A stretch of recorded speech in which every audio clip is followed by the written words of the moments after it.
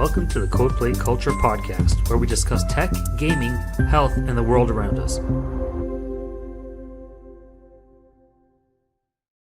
Welcome back to another exciting, amazing episode on the CodePlay Culture podcast.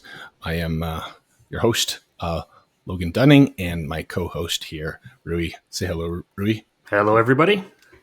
All right, so today we have a awesome show number 2. We've been very consistent week over week, never missing a beat. And if we can indefinitely continue these weekly podcasts, looking back at this, years from now, it'll be quite the feat, right? Absolutely. We can do that. So today's exciting, amazing topic is animation alchemy, Studio Ghibli's influence on animation and the video game industry.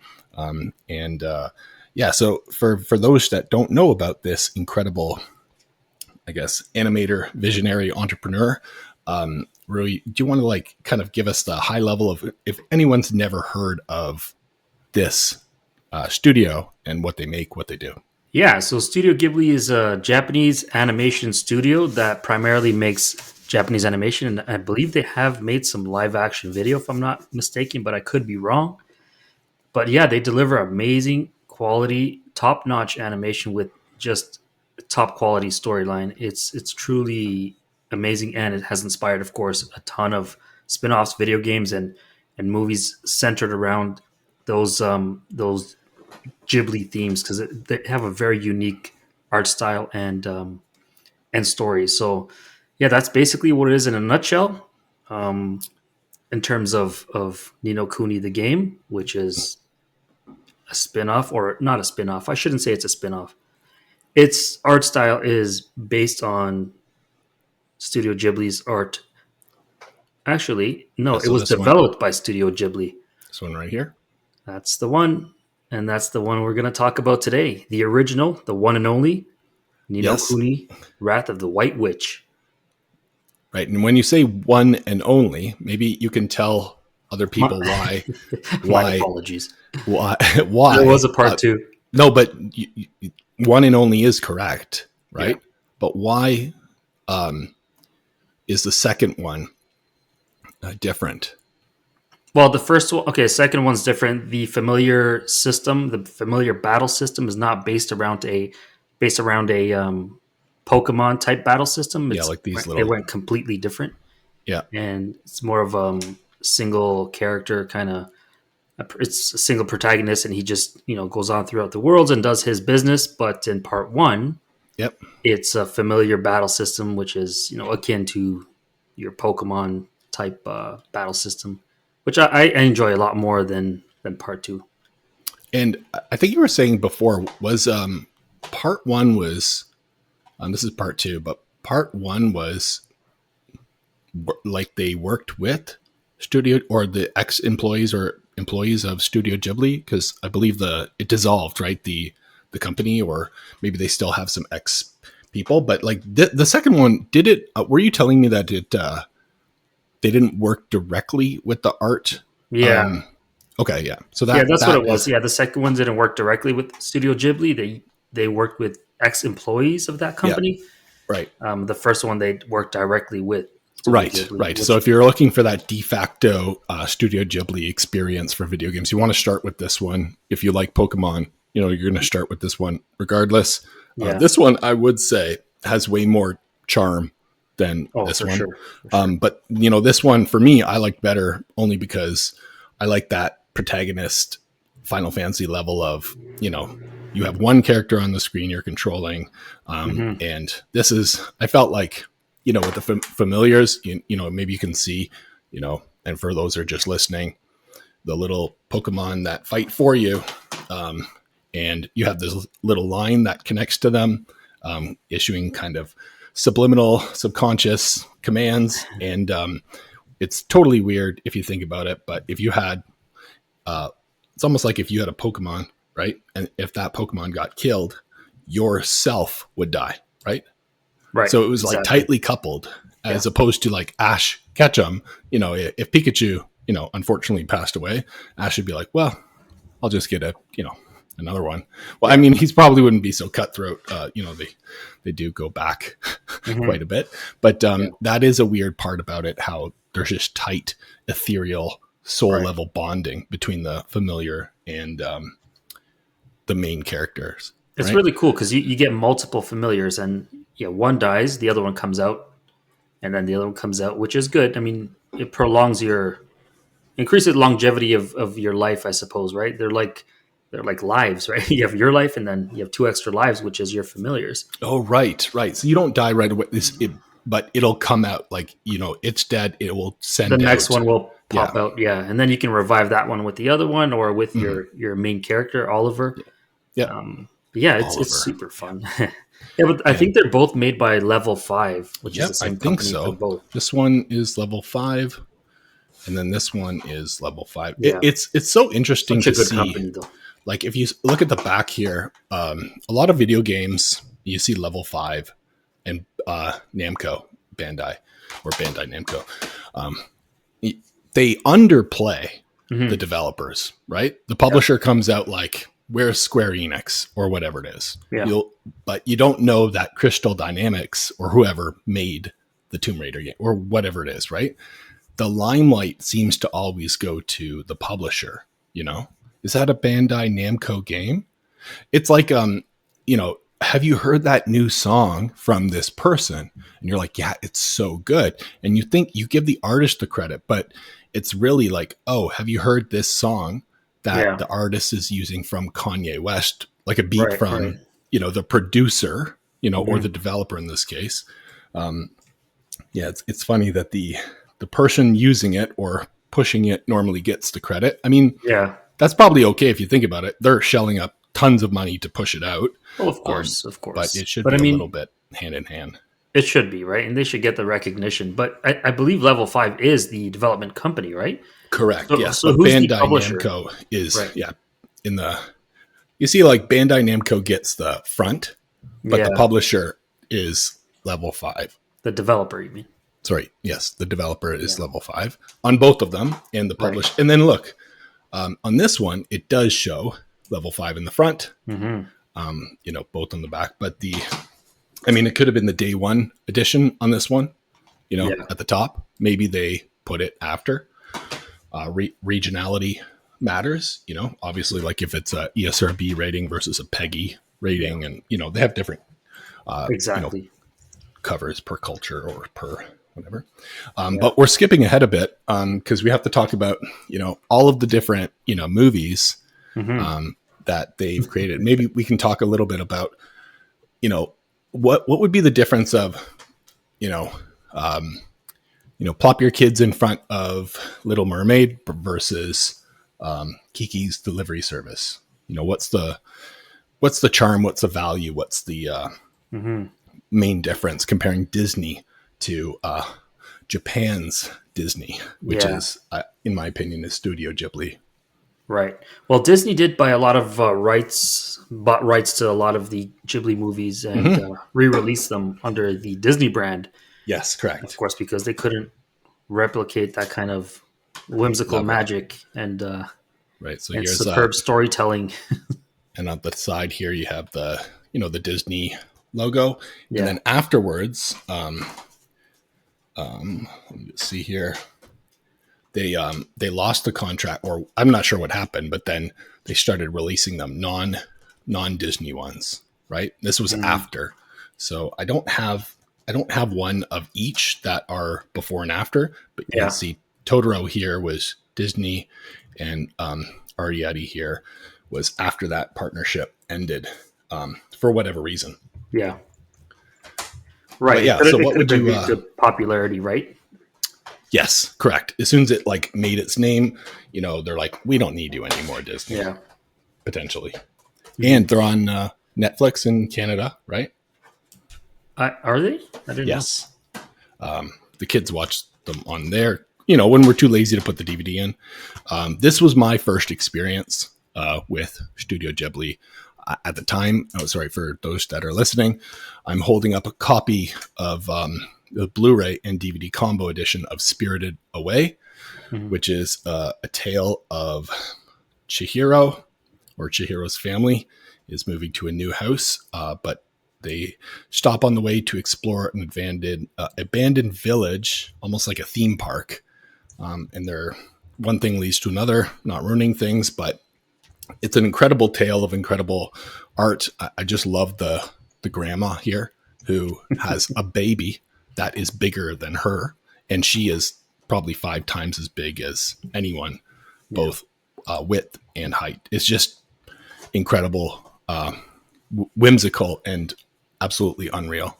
Out of the best kind of imagination. But sorry, digressing off of the difference between Disney and Ghibli. Yeah, so the main difference is the art style, of course. As you know, the art style is a little more, honestly, I want to say more kid oriented, but at the same time, it's just it sits well with adults, or with me at least. I can't, like, sitting there and watching a Disney movie, like for example, a Mickey Mouse movie or whatnot. Feels It just feels like it's hard to put into words. I don't feel like I'm watching a movie that's tailored to adults, and it is tailored to children specifically. But with Ghibli, it looks like children's animation, but there are themes that are clearly adult themes. Of course, children don't get it, but it's so subtle. Everything's just so intelligently delivered. The story and art just delivered in a way that as adults we can disseminate it, but children have a hard time. They can see this; they just see beautiful animation and story, right? When you're So that's talking, like huge differences for me. when you're talking there, the hairs on the back of my neck were standing up. Just like that's like it was putting me in that world. Like classical music, how there's these highs and lows, right? I do find with Ghibli, it's a bunch of loud things happening, like running down the stairs screaming, and then silence, like, oh, and then there's something, and there's literally like just eyes are wide, and there's like 10 seconds of silence. Yeah. I can tell you, and and you're a dad, I'm a dad, and between all of the different movies I put on for the kids, like you said, I can sit through them because they're geared to all ages. And these have been the best movies to hold the attention of the kids. Yeah. For some reason, every time I say, hey, you want to watch, Totoro, The Wind Rises, they're like, no, we'll watch something else.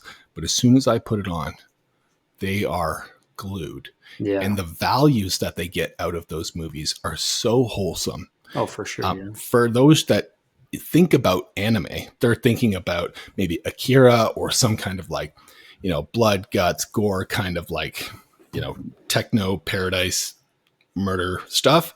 But this is more complete, like throw everything you know about Japanese anime out the window. This is almost, in my opinion, a completely separate category of wholesome, not only the art style, but the wholesome quality. And like I said, the crescendos and the highs and lows. Yeah. It's definitely, they're so good. And honestly, looking back, I think my first brush with Studio Ghibli was Totoro, My Neighbor Totoro. That was, and I was an adult when I saw it. Well, was I an adult? I suppose. So your first one was mentally, I wasn't, maybe, but physically, I was. Yeah, and I love that movie. I loved it. Like, goodness, couldn't get enough of it. Such a good movie. I love the moments of silence where it's just completely silent, as you said, right? Those are, and then out of nowhere. Yeah. And you know what? Honestly, I think that's good for kids to have that silence in movies and not be bombarded by music and loud explosions and cars going down the street and things blowing up. They need that bit of silence and then dialogue and then silence. Just to capture their attention and not be so distracted by noises to keep their attention. I think it's beneficial for children or for kids. You know what? I just think we just tapped into the next future wave of what's better than TikTok instead of having machine gun information of hold your attention, hold your attention, hold your attention. It's this silence for a sec to see what you're missing and then to kind of bring it back. Right. And to process what you've seen. Right. I sometimes think these Studio Ghibli movies are like a cross between reading a book and watching a cartoon. They're like Mm, something in the middle, right? Where you hmm need that focus and attention, and it's giving it to you, but it's doing it very very systematically and slowly in a way that we should be watching these kind of movies or any kind of hmm cartoons. I know growing up in the 80s, all the cartoons are just noise, just hmm crazy noise, Yep. right? And Hold action, your attention. like Rambo and Hmm Ghostbuster cartoons and Thundercats, awesome cartoons, of course. Yep. But looking back, man, they messed me up. Yeah, it's probably true. Um, the the silence parts I find are not always, but much of the time, in my opinion, are when someone or something is happening and they're looking at a maze at something. They're Yeah, like in amazement. right. They're like, oh, what? And then that's all, but that's the way that I'm saying that there almost leads to say that, oh, it's a direct attempt to push people to hold their attention, but I'm not explaining it properly because it's definitely not that. It's more Mhm. of, a more natural flow of incredible experiences. Yeah, And it's not really themed around, that constant TikTok pop up. exactly. Yeah. Yeah. But you see that in a lot of cartoons today, even like Disney movies that are being released, Hmm every year. It's the same thing, right? It's just Yeah. noise and flashy colors and noise and screaming and stuff. It's just something that I honestly don't think it's beneficial No, for it, anybody, right? And it it's can't hold horrible. my attention anymore because I do a ton of reading, and for some reason I can't Yeah. focus on all that craziness. Mhm. I need some kind of calm to absorb what I'm watching, right? Yep. Like, or as Eckhart Tolle says, stillness speaks. Yeah, for sure, man. Through the stillness, you can, Hmm. And a um, picture's worth 1,000 words, and in mhm. that, like Studio Ghibli, you can look at a scene and just be mesmerized by it. Just the sounds of a scene. You've seen those anime scenes where the camera's panning and you hear that cicada bug in the background Yeah. on a summer's day, and Mhm. it just makes you feel like you're there. Yeah. And a lot of these movies were, by, I'm not sure if I'm pronouncing his name right. Is it Hayo? I know his last name Mizaki or Hmm. Miyazaki-san. Um, is was around I think the 1920s or something like that, but it was right after either World War One, two. I'm not sure exactly, but a lot of them are set in that kind of era where there's not TVs, there's not All right. phones. It's kind of in the time that maybe was most prominent to Miyazaki, Yeah, it's like and post World War II era. yeah, and like some of them, like have you seen this one? This one here is Howl's Moving Oh yeah, Castle. I've seen that. Yeah. And this, I'm not sure, like for those that can't see, like Howl is a crazy magician, or words cannot describe what Howl is. And he lives in a castle that, can walk, when you open it, different doors open to different areas of the world. It's just, and then it goes from something like completely whimsical like that, makes like, you know, imagination flare up to something like Secret of Ariadne, who Hmm. is, just a regular girl, come from a regular family, but she's essentially the size of maybe your index finger. And she's trying to stay away from the world of the humans because, and she calls, or the little people in her world calls the normal size humans beans, right? Oh no, a bean, Yeah. whatever that means. Like it's just, and you know, and she gets caught by one of like a teenage boy, and he just wants to be friendly, but she doesn't know. She thinks she's at risk. And you have again like cats. This, this is the cat's face is three of her Hmm. high. And then so that's you know very magical, then very kind of realistic to imagine just a small person, where the Yeah. other one's very magical. And then you have just ones like Whisper of the Heart, which is just like, I believe there's no like magic in it at all. It's just literally romance, love, growing up. Yeah. Um, What else do you have but there? I have. Have you seen um, this one here, Princess Oh yeah, Ponok? for sure, man. That was in the theaters. I actually saw that in the theater. It was Nice. a huge Western release for that movie way back. One of my kids' favorites is this one, Oh, nice. Yeah, I've seen that. That's a little Ponyo. newer, right?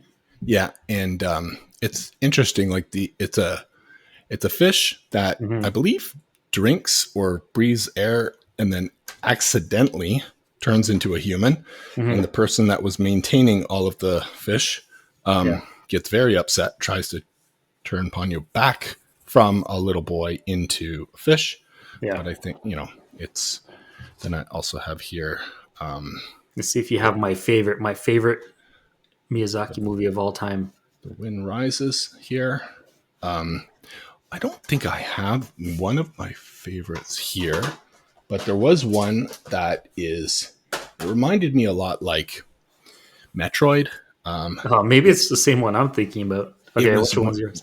I don't know the name of it, but it was one that everything was, it's almost like The Last of Us. Everything was like spores and there was That slugs. I Yeah. think that's my favorite. It's called What's that? Nausicaa Valley of the Wind. Yeah. Nausicaa. Yeah. That was That is my so favorite good, man. as well. I have that on DVD. I still need to get Nausicaa on Blu-ray Hmm. because I want to own them all, like Yeah, Pokemon. That was crazy, yeah. right? It was a classic, Yeah, anime, classic animation, classic story. It was a gem. It yep. is a gem. And that was like everything is like coming back, right? Like that. That Yeah. was very like Last of Us, right? Hmm. We talk about like video games that Yeah. became movies or TV shows, like Last of Us. We have going back to Disney, my Little Mermaid, Hmm. now live action. Do you Yeah. ever think they would do like, essentially like a castle in the sky, but with real people? Would they go down the route of, what Disney's doing right now with Yeah. taking the cartoons and making them real? Honestly, they may one day if it's profitable, because end of the day, that's all that matters, right? Is Hmm. just whatever they can make out of it. Yep. Um, I hope they don't. I really hope I, they don't. it will ruin it, right? I hope they don't. Especially Hollywood. I hope they don't get their mitts on it. Yeah. Like, Money. they will Money just always seems to, destroy yep. that.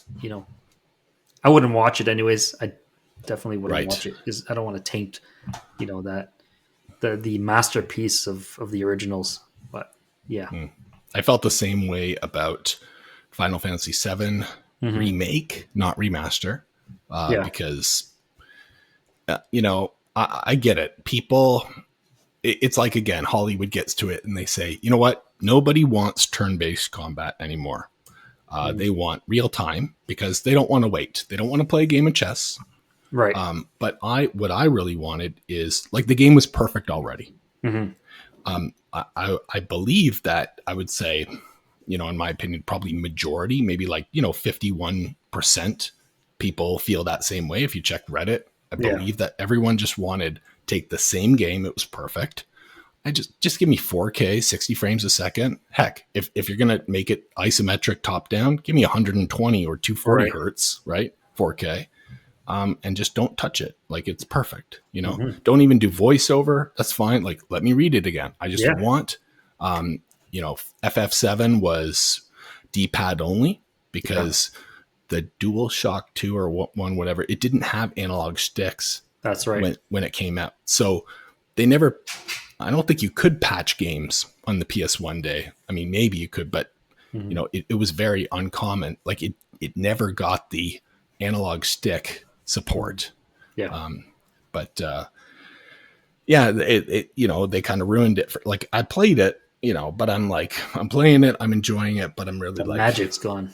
yeah, the magic is gone when Hollywood gets to it. What about this one? This one's a little obscure. I've never seen that. Yes, How this is one it? is a little bit weird. Like you can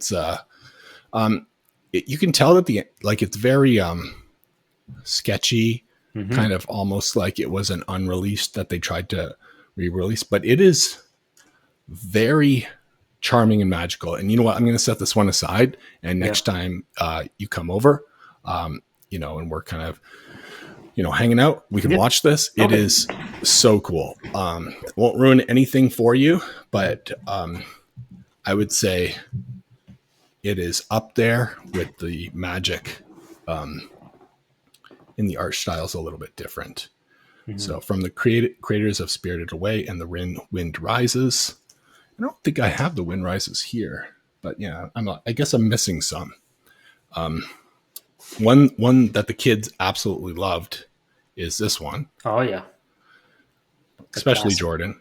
Mm-hmm. Leaving the house, teenager, starting your own life. Plus, with Kiki, she's got a cat that talks. Right. Who doesn't want that from Sailor Moon era? Yeah, exactly. Yeah. Speaking of a cat that talks, have you ever seen The Cat Returns? That is my Oh yeah. favorite. Well, I said it was All between coming next. Nausicaa and The Cat Returns that were my two favorites. And this one, Nice. there were so many reasons. One, the voice actors in it, and I watched all of the. I'm not a movie, TV buff or enthusiast. I never watched the commentary behind the scenes, any of that. Yeah. I also don't buy a lot of movies commonly, especially that Netflix got, 4K Dolby Atmos and Dolby Vision support. I Mm-hmm. really weaned off of it. But this, like, I've watched this back to front, up and down. Like, Yeah. I've YouTube stuff. You have like I think the dad, is it the dad from Everyone Loves Raymond is Muta, which is the fat cat. Yeah. And then it's just so charming. Mm-hmm. It is. So for those that want to know what The Cat Returns is about, by the way, I had my friend Nate and friend James, when I got this, when I was working at Blockbuster in Mississauga, I bought it, right, and they saw it on my shelf when they came over. I was living at home, and I think I went to the bathroom or something, came back, and they're holding it. They're like, "What is this?" And it was on like DVD, and they're like, they were making fun of me like crazy, but they didn't know, right? They were like, it's like, guys, you have no idea, right? And they're like, "Oh, do you want to watch maybe The Cat Returns?" I'm like, "Listen," it's like, it's a kid's. It's like, no, listen. It's like, you can't judge a book or anything by the cover, right? Exactly. Yeah. So Anne Hathaway, Carrie Ellis, Peter Boyle, Elliot Gould, and Christian Bell. So we have like an all-star lineup of voice actors, just charming, incredible. Cool thing about this movie, 90 minutes. That's an hour and a half, pretty short. Perfect. I think it's even like an hour and 20 minutes. Mm-hmm. It is like, if you have time, a little bit longer than a show, right? Yeah. I like these movies that you can get through like a longer show. Yeah. Like 2 hours. I would say, for me personally, the death of the slow dying of the movie industry in favor of TV and episodic content for me was the 2 hours, right? Right. It's very difficult to sit through this, but this 1 hour and 20 minutes or 90 minutes is a gift from God, in my opinion. For sure. Yeah. How about this one? I've seen that. Yeah. That's a newer one. Yeah. I'd say this one here is the Tales from Earthsea. Yeah. William Dafoe, other voice actors. Now, this one here, it was like, I put it on thinking that, okay, another Ghibli movie, kids will be fine. The opening, pretty gruesome, a lot of blood, so I really wish I watched Tales from Earthsea before than watching with my kids. I mean, the rating is PG-13. I mean, and it says for some violent images, but after that first part, it gets pretty benign, or like least invasive. So after, I'm not sure what actually happened with Ghibli, but they did essentially like dissolve or whatever. But some of the artists and ex-employees found a new company called Studio Ponok, or Ponoc. And I was lucky enough to hear about this, and I was able to get this. And I'm not sure if you've seen this. This is Mary and the Witch's Flower. I have not seen that. Oh, I'll put this in front too. This one here has it feels almost indistinguishable from a Ghibli movie. There is something missing. You can tell that, Miyazaki perhaps was not involved. Yeah. Right. So it does not have his level of storytelling, Right. but it has all of the imagination, and, it's more like Kiki's delivery service. So like the witch one mixed with Howl's Moving Castle. So that very imaginative, pouring out some liquid that is also a person that has a face and talks to you. Like, it's just so incredible. Yeah. This one is so good. They have another one coming out. And if you just look at, if you like Wikipedia, what's this company name? Ponoc. And if last time I checked, they have another one coming out. And you type in Studio Ponok. Yeah. And so the commercials, they have Mary and the Witch's Flower, which was 2017. Okay, so they have another one, Modest Heroes, which is the August 24, 2018. Doesn't look like there was well, maybe there is a stateside release. And then in winter 2023, they were planning another one called Yoshi Yuki Momos. But yeah, Modest Heroes. I'm going to check like Amazon real quick to see if that's out. And I'll do a but Studio Ghibli's still operating. Are they? Okay. Miyazaki is still, he came out of retirement to start animating, and well, I don't know about animating because he's a little bit older.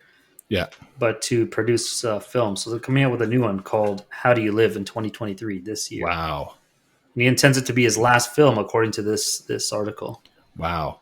Yeah. So Modest Heroes, Ponok short films. So this one here looks like 3 different short films. Let me just see here. This one here is, this is another one. There's another Studio Ghibli one called Earwig and the Witch.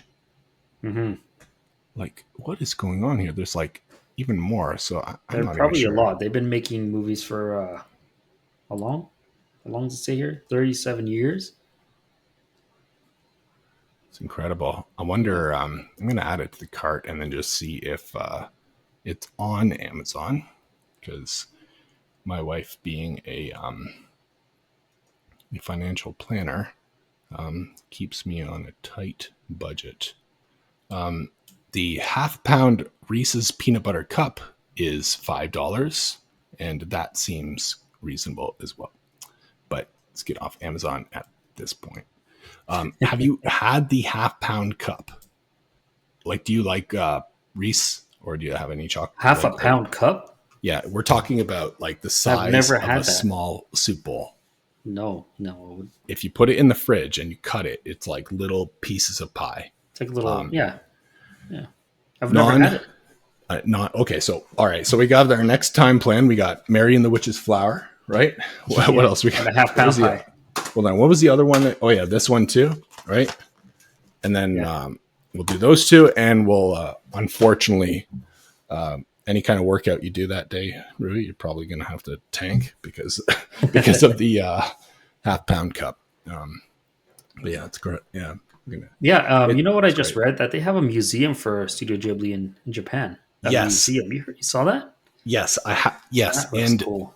I told, the wife, kids, if we ever went to Japan, it's like some of the stuff's outdoor, some of it's indoor. But it really feels like you're in the world that, let me just pull it up here, Studio Ghibli theme park, I guess. I'm not sure. I think it's a museum. It's called. Yeah, it's a museum. So Ghibli Park. Not to be. Oh, sorry. There's Ghibli. It says not to be confused with Ghibli Park. So Sorry. Ghibli Yes. Park and museum are two distinct things. Yes. Oh, I'd be visiting both places. Yes. So that this one is crazy. There's like when you go to the Totoro area, like No, I'll put this one in the show notes. I'll just paste it in here. I'm not sure if you're able to see that one, or maybe I'll put it in the chat. But all they right, you have want an to buy tickets? interactive. Yeah, for sure. I would go if you want an excuse to go to Japan. This is good. And do you have the link for the museum? Yes, I do. Maybe put it both in the footnotes in the chat. I'm not Sure. sure which one will push to Spotify and all that. Okay. Let me put it in. You Back might it be up double here. dipping. Right. So the Studio Ponok, I'm not sure how to pronounce that, is a Japanese animation studio based in Mus Mus Musashino, Japan. It was founded in 2015 by a former lead producer of Studio Ghibli. And let's see here. So, and its first feature film was Mary and the Witch's Flower, which was released July 8th, 2017, throughout Japan, with its film's main character, Mary Smith, serving as the company's mascot and their logo, similar to the mascot Totoro for Ghibli. So, kind of almost like a hey, don't fix it if it's not broken. Right. They came out with a de facto logo, which was a character, and they decided to continue that. But let's see what other movies that I don't have here, because I think I went over all of them that I had. That is on Wikipedia. So another one I loved was, and this is going back oldest to newest. So we talked about Castle in the Sky. Yeah. We didn't talk about Grave of Fireflies. I've seen that. That's pretty Right. pretty mature. Not mature as in like gruesome, but very sad. It is. Yeah. Almost like it very much humbles you down. And for the kids, it was, a time that we would, hug a little bit more and appreciate life. We talked about Only Yesterday. I think, no, we talked about Whisper of the Heart, but I think Only Yesterday was which one of them was the cat? Like the Cat Returns is number 2, right? What was the first one? Is it because it's either Whisper of the Heart or Only Yesterday? I honestly Oh yeah, can't it is. remember. Yeah. So here, I'm not sure if you can see that in the top. Yeah. Oh, okay. So Whisper of the Heart was the first time you saw the cat, and the Cat Returns was Right. yeah. So that one was. Have you seen Porco Rosso? That's the one I wanted to say. So that is so crazy. So for It's a good those one, that man. haven't seen this or heard of it, he is a amazing war pilot, like fighter pilot, or a world renowned race pilot, and through whatever means, there was a curse placed on him that turned him into a fat pig, right? And now he just hangs out on an island with his plane, sipping, Mai Tais, and occasionally pops into the city to, go about his ways. But he is so cool. He's for someone that you would think would be, a real life pig walking around in the society that we have right now would get bullied beyond belief, right? But this guy is so cool. He's so chill. We're talking about the testosterone levels of this pig are trump any human, hands down, working out or not, or pharmacology induced or not. Just the coolest Yeah. walking And pig. he's an ex-Italian World War I fighter. So he's an Italian pig, hence the name Porco Rosso, and I believe Rosso means red in Italian. The red pig. The red pig. I Yeah. believe that's what it means. I'm not Italian, so I have no idea. But yeah, I think that's what it means. The red pig. Yeah. I Pretty agree. interesting. Such a good Then movie. Ocean Waves. I don't remember this one. Yeah, I don't either. I don't. Um, I got to check that one out. Then after so Porco Rosso, Ocean Waves, Pom Poko. That was Pompoko. pretty cool. It. Correct me if I'm wrong. It's about raccoons. Yeah, Okay. I So, but watched that the recently actually with nice. my son. It's about And raccoons. Yeah. you have it on Blu-ray or No, I don't have it on DVD. uh, Yeah, did you ever remember go that? down the rebuy? Yeah, I know. Remember? Oh, I have it on Betamax.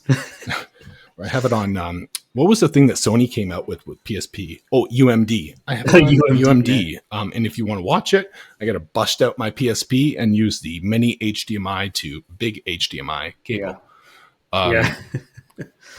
Whisper No, of the it's Heart. Pompoko was about raccoons, and yeah, it was mainly about the environment, and you know, it was just a fun movie. Just it was just fun.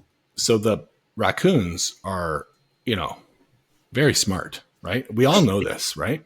Yeah. But according to the movie, what we don't know is that they talk, they organize, they try to figure stuff out, they Yeah. build stuff. They want to thwart the That, developers. You know, yeah, it's a typical bad development people movie. yeah, Development yeah, bad, definitely. nature good. Yes, exactly.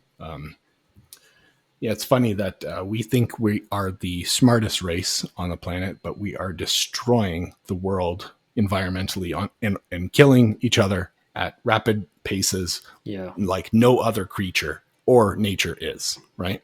Yeah, man. But we're the smart ones, right? Especially these raccoons, man. I feel for them after you watch the movie. It's like, man, Yeah, never look at raccoons the same after yeah. this. I definitely leave the garbage can open at night now. No, I'm just kidding. I don't want the mess. Princess Mononoke, My Neighbors, the I've Yamadas. never seen this. That one's I can't remember seeing that, but I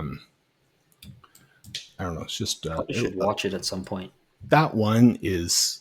I remember the cover. It's just like Mhm. everyone's smiling. Yeah. And you have Spirited Away. Yeah, that was my first That was experience a good one. in Yeah. theaters. I think I saw Mhm. it with some friends.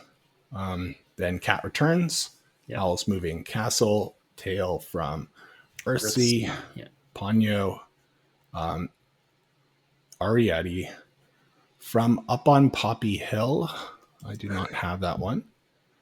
I do The remember. Wind Rises, Yeah. which I don't.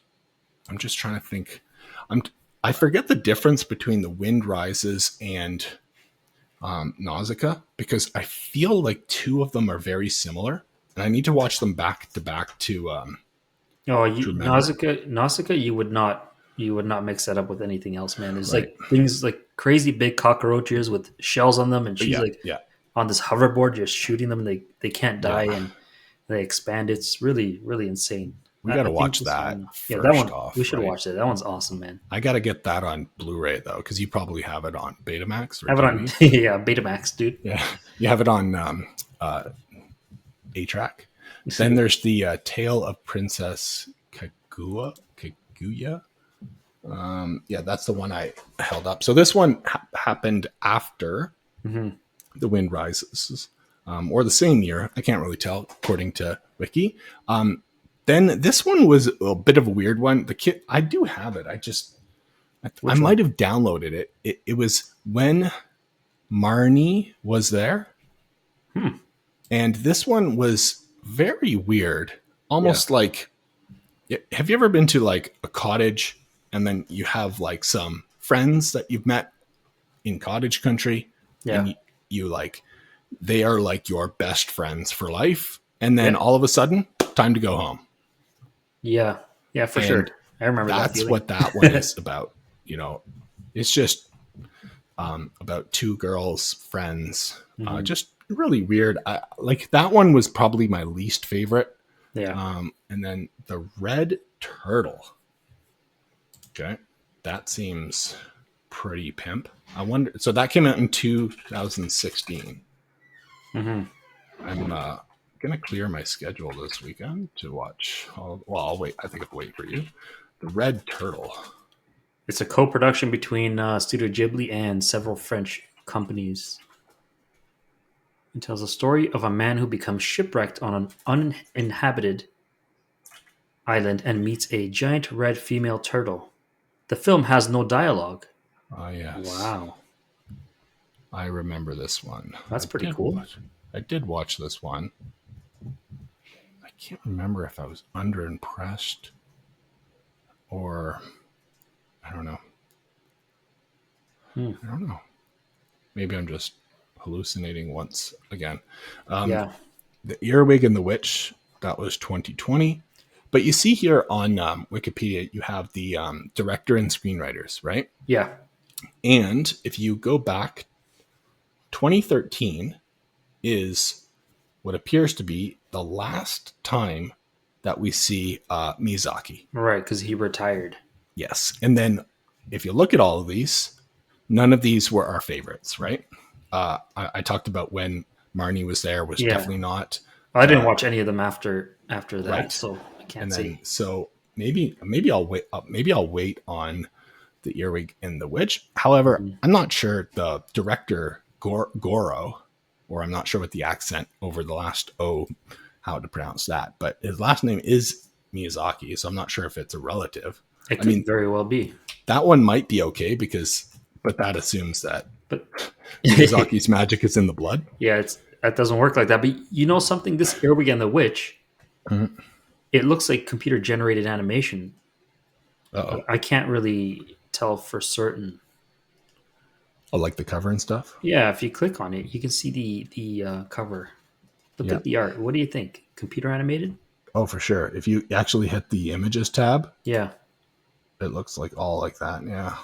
I'm not a huge fan, I have to say, of computer generated animation. I do like hand drawn animation better. Just something I grew up with, and I enjoy it better.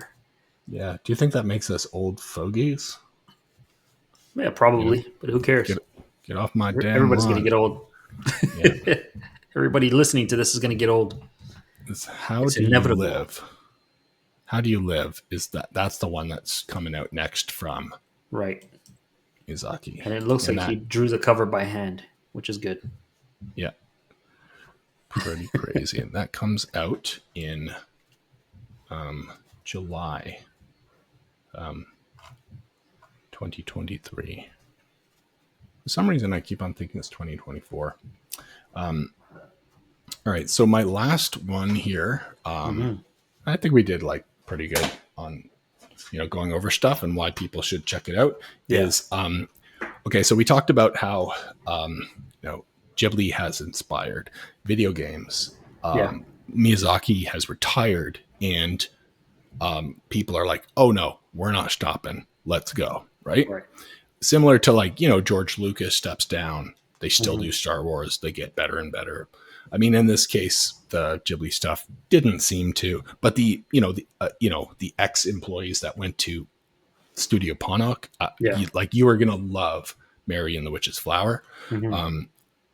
And we talked about the games that were directly working with Ghibli and the spinoff after, or the part 2 that was not, but however, since part 1 there was some crossover. And we even have like games like this, which I'm holding up a copy of Baldo, which is almost like a Miyazaki-inspired Zelda clone, top-down isometric from a smaller development company. This one I got from Pix and Love Games, Peggy 7. So it's a European disc that works in the PS4. Obviously, it's region-free in PS4.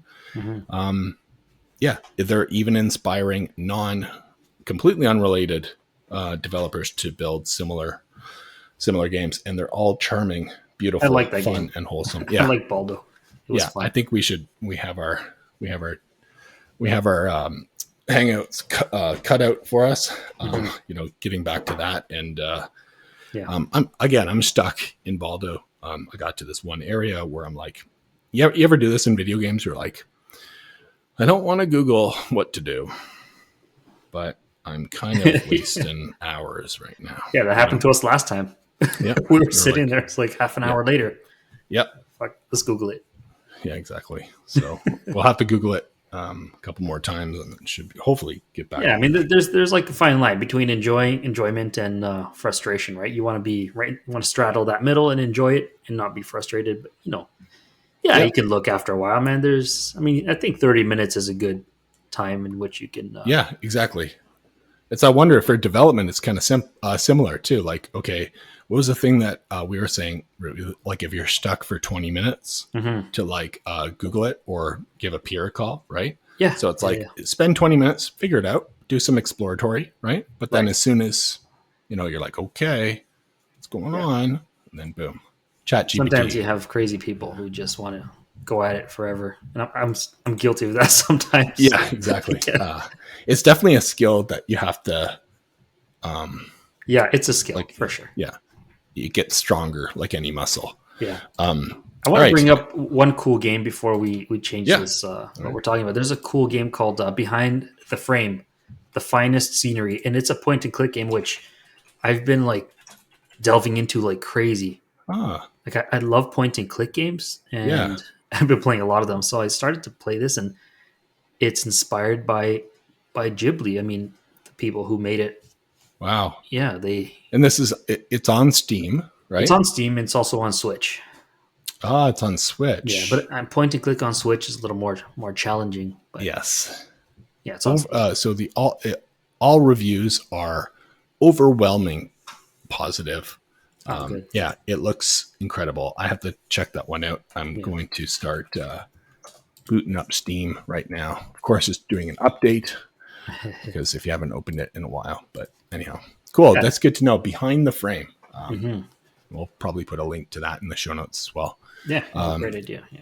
Cool. Yeah. So for anyone out there that haven't checked out any of the works or inspired works or derivatives or aspirational works of any developer or production studio for Studio Ghibli, Ponok, or anyone kind of touching that kind of inspiration level, it's definitely worth checking out.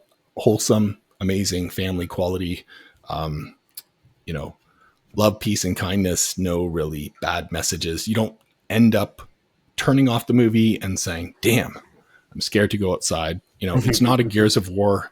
It's like Gears of Heart. You know what I mean? Yeah. But yeah. Right. Anything else, Rui, from your side before we head out? No, I think we've said enough for one day. Right. And look forward to next week when we talk about our next topic, which is probably going to be a mystery until Tuesday. Exactly. Yeah, it'll definitely be a mystery. But it's going to be good. You and I both know. For sure. All right. Well, thank you, everyone. Hope you have a fantastic week. Rui and I will see you next time.